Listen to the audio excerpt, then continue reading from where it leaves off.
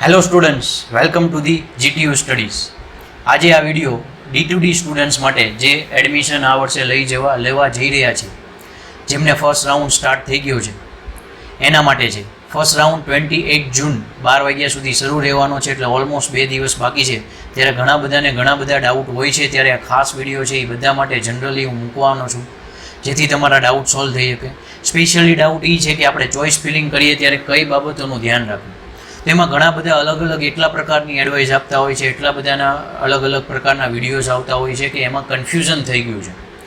તો એ પ્રમાણે ખાસ જોવું. અને ખાસ એક PDF આ લોકો આપતા હોય છે SCPC વાળા, કે જેમાં કઈ કોલેજમાં કઈ બ્રાન્ચમાં કેટલા મેરિટે ઓપનિંગ થયું હતું સ્ટુડન્ટ્સનું એડમિશનનું ને ક્યાં ક્લોઝિંગ થયું છે, એ જોઈને ઘણા બધા ડિસાઇડ કરતા હોય છે કે આમાં સારી એવી કોલેજ છે એટલે એમાં સારું એવું મેરિટ અટકે છે. પણ એ ખાલી અમુક બ્રાન્ચ, જેમાં ખાલી બ્રાન્ચ ભરાઈ જ જાય છે બધી કોલેજમાં, જેમ કે કોમ્પ્યુટર IT, એના માટે એ ખરેખર સાચું થઈ શકે છે.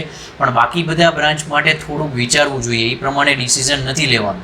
તો એ હું તમને કઈ પ્રકારે ડિસિઝન લેવું SCPC વાળાની PDF ફાઇલ જે છે એ જ તમને બતાવું છું. એટલે ખાસ આ વિડીયો જોજો, જેથી કરીને તમારે ચોઇસ કઈ રીતે સિલેક્ટ કરવી જોઈએ અને એની સિક્વન્સ કેમ ડિસાઇડ કરવી જોઈએ એ તમને આઈડિયા આવે, જેથી કરીને તમને જે કોલેજમાં જોઈતું હોય એમાં એડમિશન મળે એમ હોય છતાંય તમે રહી ન જાઓ, અને જેમાં ન જોતું હોય ને એમાં તમને મળી જાય એવું ના થાય. એટલે ખાસ જોઈ લેવું જોઈએ. ફર્સ્ટ રાઉન્ડ છે એ બહુ મેઇન રાઉન્ડ ગણાય છે.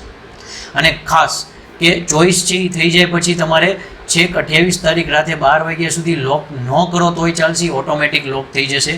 અત્યારથી લોક કરી દેશો ને પછી જો કાલે ચેન્જ થવાનો થશે તો નહીં પોસિબલ થાય. એટલે લોક છે એ છેલ્લે કરવાનું રાખો તો વધારે સારું છે. તો આ જે PDF છે એ છે first and last allotted, means કે ઓપનિંગ અને ક્લોઝિંગ રેન્ક બતાવે છે. કઈ કોલેજમાં કઈ બ્રાન્ચમાં સૌથી પહેલાં સ્ટુડન્ટ્સ કયા રેન્કવાળાએ એડમિશન લીધું છે, અને એ બ્રાન્ચમાં એ કોલેજમાં લાસ્ટ સ્ટુડન્ટ્સ કયાએ એડમિશન લીધું છે. પણ આનો મિનિંગ એવો નથી કે બધી જેટલી સીટ છે AD પટેલમાં, AI ડેટા સાયન્સમાં, એ બધી ભરાઈ ગઈ છે. આનાથી તમે ભ્રમિત થઈ શકો છો. કઈ રીતે? તો કે આપણને એક એવો આઈડિયા આવી શકે કે જે કોલેજમાં સારો એવો રેન્કનો ઓપનિંગ ક્લોઝિંગ હોય એની વેલ્યુ સારી એવી હોય કે કારણ કે સ્ટુડન્ટ્સ પહેલાં એ ચોઇસ કરે છે. નો ડાઉટ એ સાચો મિનિંગ છે. પણ કોમ્પ્યુટર IT AI આ બધી બ્રાન્ચમાં લગભગ 60થી 70% બધી જ કોલેજમાં સીટ ફૂલ થાય છે. એટલે એમાં તમે આવો ઓપનિંગ અને ક્લોઝિંગ રેન્ક જોઈને નક્કી કરી શકો કે આમાં સારા એવા રેન્કવાળા સ્ટુડન્ટ્સના એડમિશન થયા છે એટલે આ કોલેજ સારી છે, તો એ આપણે જોવી જોઈએ, એ ચોઇસ નાખવી જોઈએ. ભલે આપણને એમાં એડમિશન ના મળે એમ હોય છતાંય આપણે થોડીક ઉપર રાખવી જોઈએ. કદાચ આપણને મળી જાય તો આપણા નસીબ. પણ બાકી બધી જે બ્રાન્ચ છે જ્યાં 10થી 15% જેવી કોલેજો છે જ્યાં બ્રાન્ચ ફૂલ થાય છે, બાકી મોસ્ટ ઓફ બ્રાન્ચ ખાલી રહી છે, જેમ કે મિકેનિકલ છે, સિવિલ છે, ઇલેક્ટ્રિકલ છે, EC છે, ઓટોમોબાઈલ છે, આ બધી બ્રાન્ચીસમાં આ ઓપનિંગ અને ક્લોઝિંગ રેન્ક ના જોવા જોઈએ. એનું કારણ તમને કહી દઉં ખાસ, કારણ કે એમાં સપોઝ 60 સ્ટુડન્ટ્સ છે. આ હું AD પટેલનું જ એક્ઝામ્પલ લઈને સમજાવું. તમે અહીં જોઈ શકો છો મિકેનિકલ એન્જિનિયરિંગ જનરલની અંદર અહીંયા સેલ્ફ ફાઇનાન્સ કોલેજ છે. 4098 રેન્કવાળા સ્ટુડન્ટ્સે એડમિશન લીધું છે, બહુ સારું કહેવાય. અને ક્લોઝ 9776 થઈ ગયું છે, એટલે એ સારો એવો જ રેન્ક કહેવાય. એટલે એનો મિનિંગ આમ જોવો તો સારી એવી કોલેજ થઈ, કારણ કે રેન્ક ઓપનિંગ અને ક્લોઝિંગ બંને સારા છે. પણ કેટલી સીટ ભરાણી છે અને કેટલી એની પાસે હતી એની એક તમે આખી PDF નવી ડાઉનલોડ કરો, જે કહેવાશે ડિપ્લોમા ટુ ડિગ્રી માટેની institute wise mock round allotment seat. એની અંદર ટોટલ કઈ કોલેજમાં કેટલી, કઈ બ્રાન્ચમાં કેટલી સીટ અવેલેબલ છે અને કેટલી એલોટ થઈ છે. તો તમને હું અહીંયા લાઈવ એક્ઝામ્પલ બતાવું એ સીટમાંથી. જો એ જ college AD Patel institute of technology Karamsad, branch છે મિકેનિકલ એન્જિનિયરિંગ, એની અંદર ટોટલ 71 સીટ છે અને એલોટેડ 5 જ થઈ છે. એનો મિનિંગ આપણે જે ઓપનિંગ અને ક્લોઝિંગ રેન્ક જોયા, એટલે કે આ 4098થી લઈને 9774, આની વચ્ચે એની બધી સીટ જે હતી 71 એ બધી નથી ભરાઈ ગઈ, ખાલી 5 જ સ્ટુડન્ટ્સે એમાં એડમિશન લીધું છે. 66 તો ખાલી છે. એનો મિનિંગ કે આ 5 સ્ટુડન્ટ્સ એવા સારા મેરિટવાળા છે, પણ એવા હોય કે એ લોકો ત્યાંના આજુબાજુના રહેવાસી હોય કે કરમસદની નજીકના, કે કરમસદમાં રહેતા હોય, જેમને એને અંદર TFWSની અંદર એક જણાને એડમિશન મળ્યું હોય. અમુકને એ રીતના માર્ક્સ છે પણ ક્યાંય બીજે નથી જવું, કોલેજમાં ગવર્મેન્ટ કરતાં થોડી ઘણીવાર પ્રાઇવેટ સરખી હોય, સારી હોય એવું ઘણાને ફીલ થતું હોય તો એડમિશન લઈ શકે છે. એવા કારણોસર 5 લીધું હોય, પણ જે કોલેજ કરમસદથી ઘણા દૂર રહે છે, જેમની પાસે બીજી અવેલેબલ કોલેજ સારી એવી છે, એમની માટે જોઈએ તો જુઓ 66 ખાલી છે, એનો મિનિંગ એ કોલેજ મિકેનિકલ માટે અત્યારે સારી એવી ના કહી શકાય. એટલે આ બે વસ્તુને તમે ઓબ્ઝર્વ કરશો, then and then you can decide which college is better.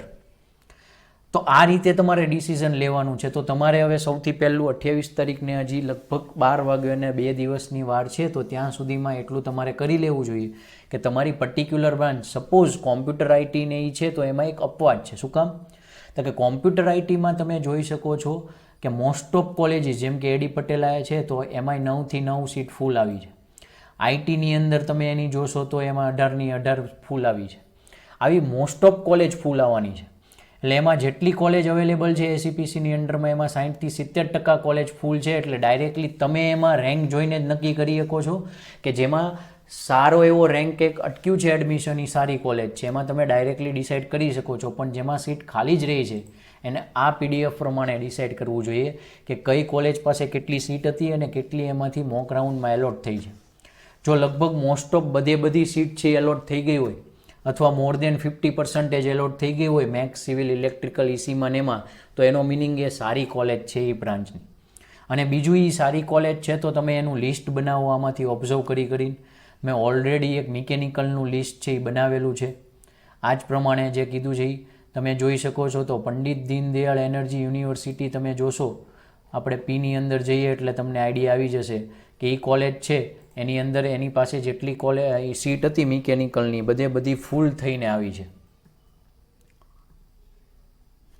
હા રે પંડિત દીનદયાળવાળી, એમાં મિકેનિકલ એન્જિનિયરિંગ તમે અહીંયા જોઈ શકો છો. હું અહીંયા હાઇલાઇટ કરતો જાઉં છું.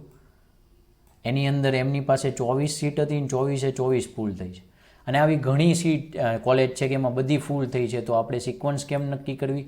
તો કે ક્યાં કેટલા મેરિટે મોક રાઉન્ડમાં એડમિશન અટક્યું છે એ પ્રમાણે પાછું લિસ્ટ બનાવો એમાં કે આ બધી પહેલી જે મેં દેખાડી છે 7-8 કોલેજ, એમાં મોસ્ટ ઓફ બધી જ સીટ ફૂલ આવી છે. એટલે એ બધી સારી છે. તો પહેલાં બીજે નંબર કોને રાખવો?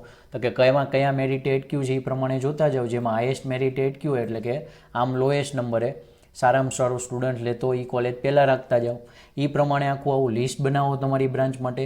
કાયદેસર તમે પેજ અને પેન લઈને બેસો ને એમાં લખો કે આ કોલેજ, આ બ્રાન્ચ અથવા તો આ જે છે એમાં આટલો મેરિટ નંબર અટક્યું હતું ને આટલી સીટ ભરાણી છે.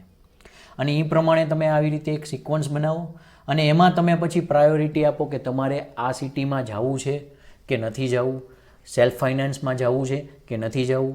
સપોઝ અહીંયા ભાવનગરમાં હું રહું છું તો મારી પાસે એવા ઘણા બધા સ્ટુડન્ટ્સ છે કે એની પાસે આઉટ ઓફ ભાવનગર નથી જવું હતું, તો એમને ભાવનગરની અંદર જ તે જીઈસી ભાવનગર સારામાં સારી કોલેજ છે તો એ જ લેવી જોઈએ. બીજી વાત કરું તો ભાવનગરની બહાર ચાલશે પણ ગવર્મેન્ટ જ જવું છે એવું નક્કી કરેલું હોય તો આમાં એસએફઆઈ પછી કાઢતા જાઓ. ગવર્મેન્ટ પ્રમાણે જુઓ તો પહેલાં એલડી કોલેજ આપો, પછી faculty of technology and engineering MSU Baroda, પછી વીજીઈસી આપો, બિરલા વિશ્વકર્મા. આ તમારી બ્રાન્ચ માટે અલગ અલગ સિક્વન્સ હોય કે એવું તમે બનાવો. અને પછી એવું આવે છે કે સર આમાં તો બહુ હાઈ મેરિટે મારે એડમિશન અટકે છે, મારો મેરિટ નંબર તો બહુ નીચો છે તો મારે એ ચોઈસ દેવાની જરૂર જ નથી, નહીં મળે તો કે ના પ્રોબ્લેમ ન આપો, પણ તમે તમારો મેરિટ નંબર કેટલો છે અને એમાં મેરિટ કયા અટક્યું છે ક્લોઝિંગ રેન્ક જુઓ. અને ક્લોઝિંગ રેન્ક છે તમારા કરતાં કદાચ 500-1000 ઓછો હોય. એટલે સપોઝ મારો મેરિટ રેન્ક છે જે આ મોક રાઉન્ડ પહેલાં જે મેરિટ બહાર પડ્યું હતું એમનો સપોઝ 5000 છે અને કોઈ કોલેજની અંદર 4000 ક્લોઝિંગ થયું છે, તો એમાં મારે રિસ્ક લેવું જોઈએ કારણ કે 500-1000 મેરિટ ચેન્જ થતાં વાર નથી લાગતી હોતી.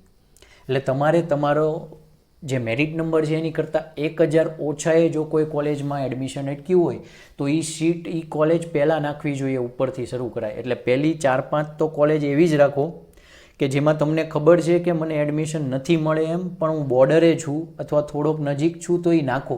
કદાચ મળી જાય તો તમારા નસીબી સારી કોલેજ હશે તો જ તમારા કરતાં ઓછા મેરિટે એટલે કે વધારે સારા માર્ક્સ જેને આવ્યા હતા ડીડીસીટીની પ્રમાણે એનું અટક્યું છે. તો આ પ્રમાણે નક્કી કરો તમે, ઓકે. અને એ પ્રમાણે નક્કી થઈ ગયા પછી તમને જે કોલેજમાં એડમિશન મળેલું છે મોક રાઉન્ડનું એ કોલેજ રાખો કે મને અહીંયા મળ્યું હતું. અને પછી એવી કોલેજ રાખો કે જેમાં તમારા કરતાં વધારે મેરિટ નંબર રેન્ક કે IQ છે અને એમાં તમને કદાચ અત્યારે મોક રાઉન્ડમાં મળ્યું છે એમાં નહીં મળે તો એમાં ન મળે તો એના પછીની કઈ સીટમાં તમારે એડમિશન જોઈએ છે આ તમે નાખો. ઓકે, તો ફરીવાર હું તમને એ બધી સમજાવીશ. જો તમે એમાં પર્સનલી કોઈ ડાઉટ હોય, કોઈ ક્વેરી હોય તો તમે મને પૂછી શકો છો. તો આ તમે જે PDF જોઈ એ પ્રમાણે તમે નક્કી કરી લીધું હોય છે કે કઈ રાખવી. આ છતાંય કોઈ પર્સનલી ડાઉટ હોય તો તમે મને પૂછી શકો છો. You can meet me personally in Bhavnagar. I am available at the GTU Studies Engineering class, Nirmal plaza Bhavnagar. ત્યાં આવીને કોન્ટેક્ટ કરી શકો છો. અધરવાઇઝ મેં કીધું એ ગ્રુપ જોઈન કરી લેજો અને આ બધાને શેર કરજો જેથી કરીને એમને ખાસ હેલ્પફુલ થાય અને મિસઅન્ડરસ્ટેન્ડિંગમાં કોઈ એવી સારી કોલેજ મિસ ન થઈ જાય અને કોઈ ભૂલમાંથી બીજી કોઈ કોલેજ ના આવી જાય. એટલે તમારી જ પ્રાયોરિટી છે તમારે શેમાં કઈ સિટીમાં ભણવું છે, કઈ કોલેજમાં જવું છે, ગવર્મેન્ટ જવું છે, સેલ્ફ ફાઇનાન્સ જવું છે. પણ મેં કીધું એક પ્રકારે આ રીતે ચેક કરી લેશો તો ફાયદો થશે. તો વિડીયો જોવા બદલ થેન્ક યુ.